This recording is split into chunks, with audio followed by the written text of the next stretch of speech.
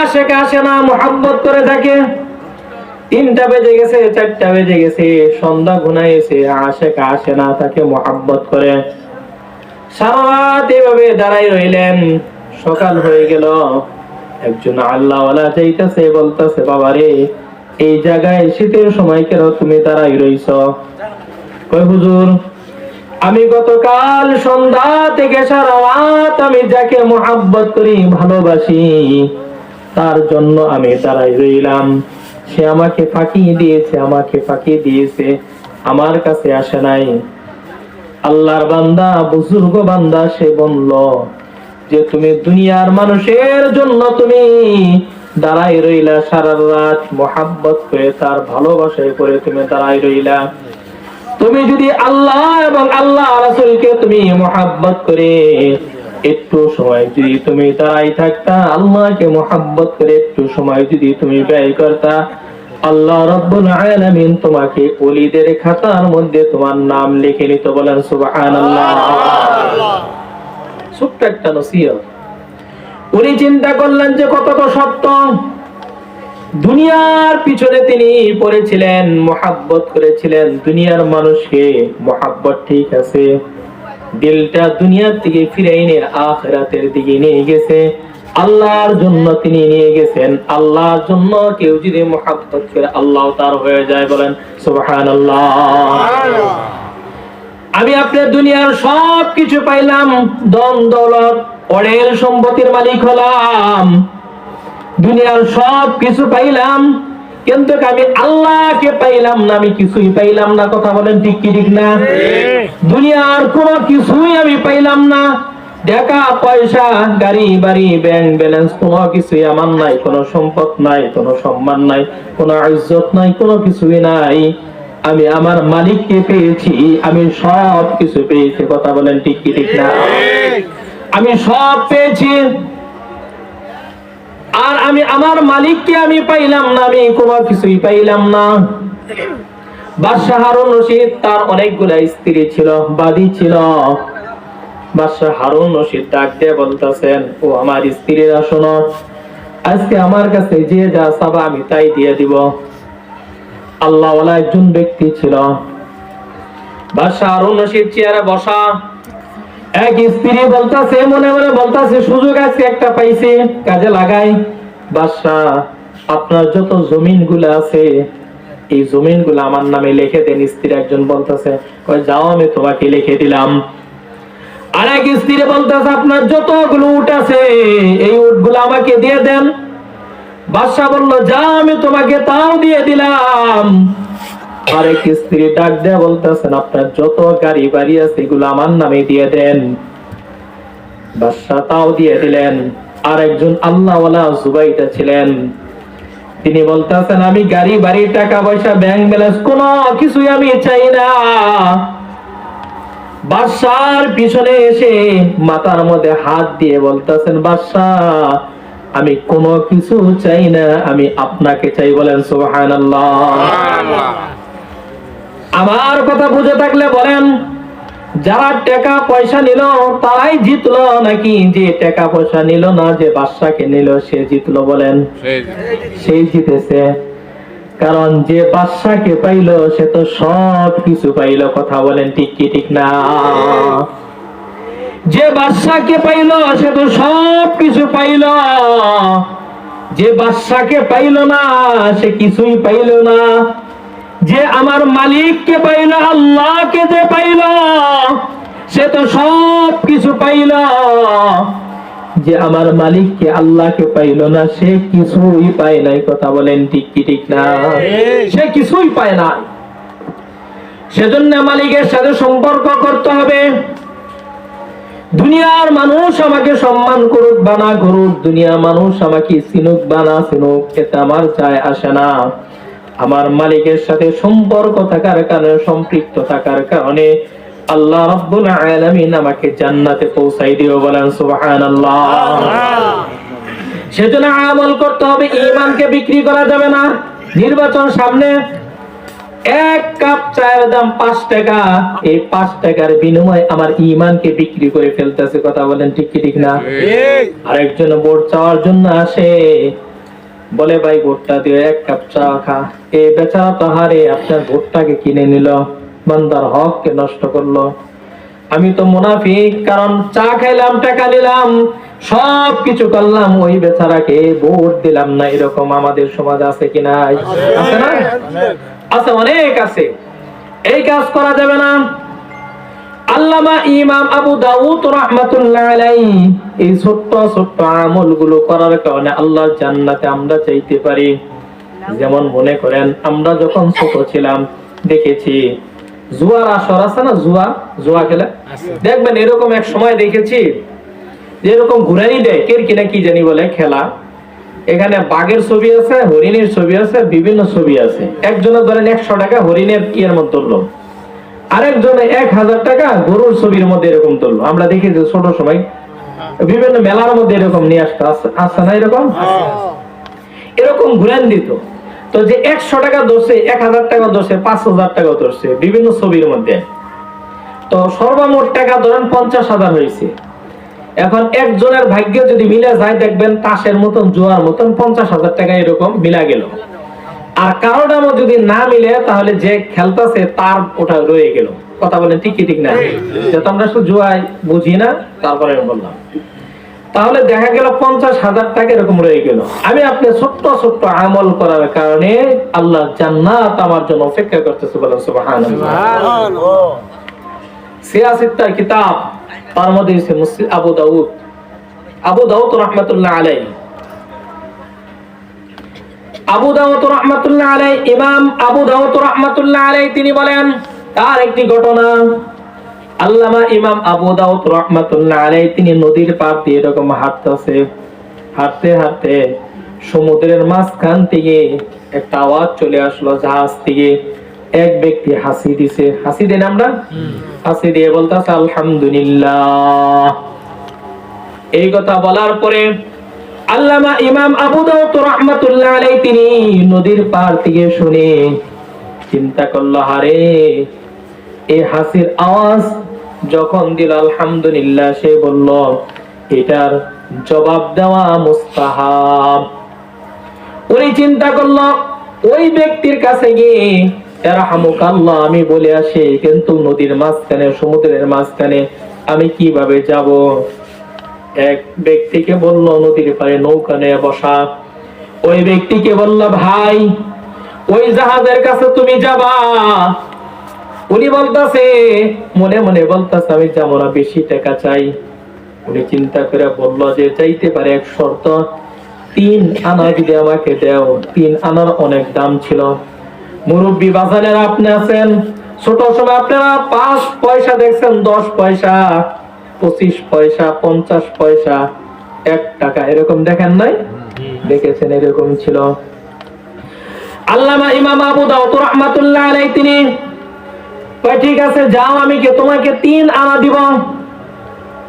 আল্লামা ইমাম আবু দাউদ রাহমাতুল্লাহ আলাইহি তিনি নৌকার মধ্যে চলে সমুদ্রের মাঝখানে যে ব্যক্তি বলেছিল আলহামদুলিল্লাহ, হাসি দেওয়ার পরে আলহামদুলিল্লাহ, তার কাছে গিয়ে বলতেছে যে কে হাসি দিয়েছিল? এক আল্লাহর বান্দা, সে বলতেছে আমি হাসি দিয়েছি। কে বলেছে আলহামদুলিল্লাহ? সে বলেছে আমি বলেছি। আল্লামা ইমাম আবু দাউদ রাহমাতুল্লাহ আলাইহি বলতেছেন ইয়ারহামুকাল্লাহ, আল্লাহ তোমার উপর রহম নাযিল করেন। বলেন সুবহানাল্লাহ। হাসির উত্তর দিলেন, ছোট্ট একটা আমল না ভাই, আমি যদি হাসি দেই, দেওয়ার পর আলহামদুলিল্লাহ এটা বলা, আপনি কি বলবেন? ইয়ারহামুকাল্লাহ বলেন, ইয়ারহামুকাল্লাহ, ইয়ারহামুকাল্লাহ। ছোট্ট একটা আমল শিখে গেলাম। এরপরে ইমাম আবু দাউদ রাহমাতুল্লাহ আলাইহি তিনি চলে আসলো। আসার পরে 3 আনা পকেটে কসকসা টাকা বের করে দিলেন, মাঝিকে বললেন যে নিয়ে নাও। আল্লামা ইমাম আবু দাউদ রাহমাতুল্লাহ আলাইহি টাকা দিয়ে চলে গেলেন। সে মাঝি তখন বলতেছে, আরে দুনিয়ায় কত রকম পাগল দেখলাম, এমন পাগল তো দেখি নাই যে নিজের টাকা খরচ করে সে নদীর মাঝখানে গিয়ে হাসির উত্তর দিয়ে আসলে, এমন পাগল তো দেখি নাই। আরে মুসলমান ভাইরা আমার, দুনিয়ার জমিনে দেখবেন অনেক পাগল আছে, কেউ আল্লাহর জন্য পাগল, কেউ রাসূলের জন্য পাগল, কেউ টাকা পয়সার জন্য পাগল। কথা বলেন ঠিক কি ঠিক না? আল্লামা ইমাম আবু দাউদ রাহমাতুল্লাহ আলাইহি তিনি চলে গেলেন, ঘুমাইলেন। ঘুমায়ার করে আল্লাহ রাব্বুল আলামিন ডাক দিয়ে বলতেছেন, ও ইমাম আবু দাউদ, তুমি তো আমার জান্নাতকে 3 আনার বিনিময়ে তুমি ক্রয় করে নিলা। বলেন সুবহানাল্লাহ। 3 আনার বিনিময়ে জান্নাতকে ক্রয় করে নিলা। আমলটা বেশি কঠিন? হাসির উত্তর আমরা দিব না? কথা বলেন না কেন? হাসির উত্তর আমরা দিব ইনশাআল্লাহ। কিছু কিছু বাঙ্গাচোরা কথা বলে আমি আলোচনা গোছাই নিয়ে আসবো। সেজন্য আমি যা কথা বলতেছিলাম, ঈমানকে বিক্রি করা যাবে না। 5 টাকার চায়ের বিনিময়ে ঈমানকে বিক্রি করা যাবে না। আল্লাহর সাথে সুসম্পর্ক থাকতে হবে, আল্লাহর ভয় থাকতে হবে। আমার আপনার ভিতরে যদি আল্লাহর ভয় যদি থাকে, কারো ভিতরে যদি আল্লাহর ভয় যদি থাকে, ওই ব্যক্তি কখনো গুনার কাজ করতে পারবে না। পারবে? কখনোই পারবে না। আবু মুসা জঙ্গি রাহমাতুল্লাহ আলাইহির ব্যাপারে কিতাবের মধ্যে এসেছে, আল্লাহর একজন বান্দা, একজন গোলাম ছিল মুসা জঙ্গি রাহমাতুল্লাহ আলাইহি। তিনি কয়েকদিন যাবত না খাওয়া ক্ষুধার তাড়নায় তিনি নদীর পাড় দিয়ে এরকম হাঁটতেছে। হাঁটতে হাঁটতে যাইতে যাইতে তিনি দেখলেন একটা ফল এরকম বাইসা আসতেছে। ফল, এই ফলটা সে খেয়ে ফেলেছে। খাওয়ার পরে চিন্তা হলো, আরে আমি কার গাছে ফল খাইলাম, এই গাছের মালিকের কাছ থেকে তো আমি অনুমতি নেই নাই। আমরা ছোট সময় এরকম ফল, মানুষের গাছের আম খেয়ে ফেলেছি, খাই নাই না? বলে কাঁঠাল খাইছি, পেয়ারা খেয়েছি, আবার নারকেল পরে আছে নিয়ে গেছি। মুসা জঙ্গি রাহমাতুল্লাহ আলাইহি তিনি চিন্তা করলেন, মালিকের অনুমতি তো নেই নাই। এই চিন্তা হওয়ার পরে তিনি হাঁটি হাঁটি পা পা করে তিনি যাওয়া শুরু করলো সামনের দিকে। যাইতে যাইতে দেখে নদীর কাছারে এরকম একটা গাছ, ফলের গাছ। ওই গাছের মালিকের কাছে গিয়ে বলতেছে, আসসালামু আলাইকুম ওয়া রাহমাতুল্লাহ। সালাম দিয়ে বলতেছে যে আমি একটা এরকম আপনার গাছের ফল খেয়ে ফেলেছি। মালিক বুঝতে পেরেছে, আরে কত ফল পড়েছে, খেয়েছে কত লোকে, কেউ কখনো আসে নাই। যে ব্যক্তি আমার কাছে এসেছে সে তো আল্লাহওয়ালা ব্যক্তি, কারণ আল্লাহওয়ালারা আল্লাহওয়ালাকে চিনে। আর দুনিয়ার জমিনে গাঁজাখুরকে চিনে। কথা বলেন ঠিক কি ঠিক না? তাই না? স্বর্ণকার স্বর্ণ চিনবে, আল্লাহওয়ালারা আল্লাহওয়ালা চিনবে। আল্লাহ নবী বলেন, আল-মারউ মা'a মান হাব্বা, যার সাথে যার মুহাব্বত তার সাথে তার হাসর নাসর হবে। কথা বলেন ঠিক কি ঠিক না? যুবক ডাক দিয়া বলতেছেন যে আপনার কাছে ফল খেয়েছি আমি, আপনি আমাকে মাফ করে দেন। আল্লাহর বান্দা ডাক দিয়া বলতেছে, না না, আমি তোমাকে মাফ করব না, তবে আমি মাফ করতে পারি এক শর্তে। তুমি যদি আমার বাড়িতে যদি 12 বছর গোলামি করো, আমি তোমাকে মাফ করে দিব। বলেন সুবহানাল্লাহ। 12 বছর যদি গোলামি করো। মুসা জঙ্গি রাহমাতুল্লাহ আলাইহি ডাক দিয়ে বলতেছেন, আল্লাহকে ডাক দিয়ে বলতেছেন, আল্লাহ, আমি বান্দার হক নষ্ট করেছি, বান্দার অনুমতি নেই, আমি বান্দার হক নষ্ট করে ফেলেছি। যদি আমার 12 বছর গোলামি যদি করতে হয়, এরপরে যদি মাফ করে দেয়, তারপরে আমি 12 বছর গোলামি করব। 12 বছর গোলামি করলেন মুসা জঙ্গি রাহমাতুল্লাহ আলাইহি। তিনি আল্লাহর ভয় অন্তরে ছিল। তিনি সারা দিন কাজ করে রাতের বেলা অন্ধকারে ঘরের মধ্যে 2 রাকাত নামাজ পড়ে আল্লাহর কাছে হাত তুলে বলছেন, আল্লাহ ওগো মালিক, 12 বছর আজকে পার হয়ে গেল আল্লাহ। 12 বছর নয়, 12 যুগ যদি গোলামি যদি করতে হয়, 12 যুগ আমি গোলামি করব, এরপরেও যেন বান্দার হকের থেকে যেন আমি মুক্ত পাই। বলেন সুবহানাল্লাহ। মালিক ঘরের জানালাটা দেখে আর গোলাম কান্দে আর বলে, 12 বছর কেন, 12 যুগ যদি গোলামি যদি করতে হয়, এরপর আমি গোলামি করব। 12 বছর পুরো হয়ে গেছে। এবার ডাক দিয়ে বলতেছেন, মালিক 12 বছর পুরা হয়ে গেছে, আমাকে আপনি মাফ করে দেন। মালিক ডাক দিয়ে বলতেছে যে না না, আমি তোমাকে মাফ করব না,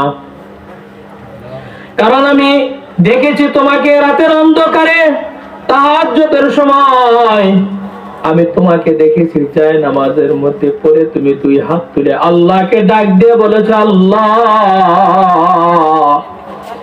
12 বছর নয় 12 যুগ যদি গোলামি যদি করতে হয় আমি 12 যুগ গোলামি করব, এরপরেও যেন বান্দার হক থেকে যেন আমি মুক্ত পাই।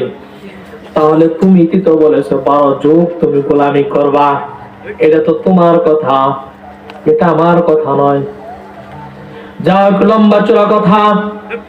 এক পর্যায়ে মালিক ডাক দিয়ে বলতেছে, আমি তোমাকে মাফ করে দিতে পারি এক শর্তে, আমার মেয়েটাকে তুমি যদি বিবাহ করো তাহলে আমি তোমাকে মাফ করে দিব। আমার মেয়ে 1 নম্বর হচ্ছে আমার মেয়ে অন্ধ, চোখে দেখে না। কি 1 নম্বর? মেয়ে অন্ধ, চোখে দেখে না। 2 নম্বর হচ্ছে আমার মেয়েটা বোবা, কথা বলতে পারে না। আমার মেয়েটা বোবা, কথা বলতে পারে না। 3 নম্বর শর্ত হলো আমার মেয়ে কালো কুচকুচে এরকম, দেখতে ভালো না। চতুর্থ নম্বর শর্ত হলো এই, আমার মেয়েটা ন্যাংরা, হাঁটতে পারে না। কয়টা শর্ত? 4টা। আচ্ছা বলেন তো দেখি, এরকম আজকের সমাজে এরকম কোন যুবক আছে এই শর্তগুলা মাইনা বিবাহ করবে কোন মেয়েকে? আছে না।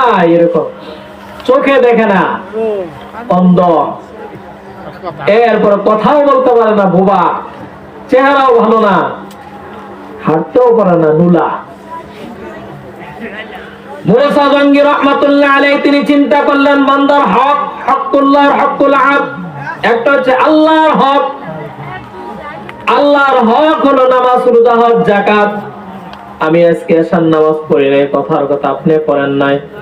আমি যদি আল্লাহর কাছে মাফ চাই তাহলে হয়তো আল্লাহ মাফ করে দিবে, কিন্তু আপনি আমার কাছে 5000 টাকা পান, আমি দিলাম না, বান্দার হককে আমি নষ্ট করলাম, তাহলে আল্লাহও মাফ করবে না। কথা বলেন ঠিক কি ঠিক না? বান্দার হক, হক নষ্ট করা যাবে না। যাক, আমি যে কথা বলতেছিলাম, 4 নম্বর 4টা শর্ত দিলে 1 নম্বর হলো যে আমার মেয়ে অন্ধ, 2 নম্বর কথা বলতে পারে না, সুন্দর না, কালো কুচকুচে, 4র্থ নম্বর হলো হাঁটতে পারে না। মুসা জঙ্গি রাহমাতুল্লাহ আলাইহি তিনি ডাক দিয়ে বলতেছেন, যত শর্ত আছে শর্ত, সব শর্তগুলো আমি মেনে নিব, এরপরে যেন আমি আমার মালিকের কাছে যেন আমি ভালো হয়ে আমি আল্লাহর কাছে যেন আমি আল্লাহর জান্নাতে যাইতে পারি। বলেন সুবহানাল্লাহ। বিবাহ কমপ্লিট হলো। এরপরে মেয়ের ছেলেকে যখন এক ঘরে রাখা হয়েছে, মুসা জঙ্গি রাহমাতুল্লাহ আলাইহি তিনি আসসালামু আলাইকুম ওয়া রাহমাতুল্লাহ সালাম দেওয়ার সাথে সাথে মেয়ে বলে ওয়া আলাইকুম আসসালাম ওয়া রাহমাতুল্লাহ। বলেন সুবহানাল্লাহ। কি রে, বিবাহ করলাম, বোবা মেয়ে কথা বলতেছে, স্ত্রী তো এটা আমার নাম নয়, কথা বলছেন নাই? কাছে গিয়ে দেখে যে তাকাইয়া এরকম হাত এরকম করে, কয় তোমার, কয় আমার হাত কয় টাকা, হাতের আঙুল কয় টাকা? 5 টাকা। কয় কি ব্যাপার? কয় তো চোখেও দেখে, ঠ্যাঙ্গ ভালো, সুন্দরী। দৌড়তে চলে আসছে।